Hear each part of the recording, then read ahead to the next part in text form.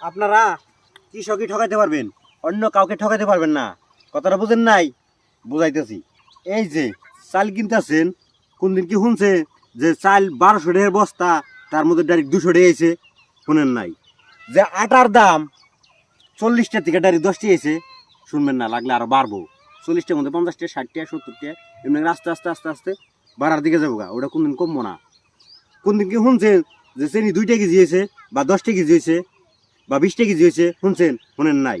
কিন্তু ফুলকপি, গুঁড়াকপি, আলু, টমেটো, সবজি যত আছে এগুলা কিন্তু গপ করে শুনছেন যে 2 টাকা কেজি, 3 টাকা কেজি। এবং কি শুনছেন যে মানুষে নেই না, বাজার গেলে নিবের ইচ্ছা না। এই ফুলকপি কত রেট আছিল? আসছিল কিন্তু 70 টাকা, 80 টাকা, 60 টাকা কেজি। গপ করে এনে 5 টাকা কেজি। সম্ভব? অসম্ভব কথা। তার জন্য কইছি ভাই যে কৃষক ঠকাইবার পারবেন, কিন্তু অন্য কাউকে ঠকাইতে পারবেন না।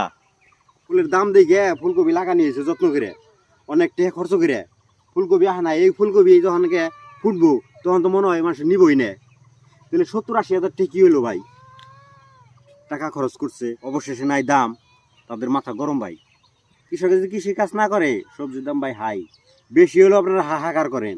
তাহলে কোন দিকে যাবো কৃষক? কৃষক জীবন ভরা কৃষকই থাকবো, তার জন্য কৃষক সফলতা পায় না ভাই।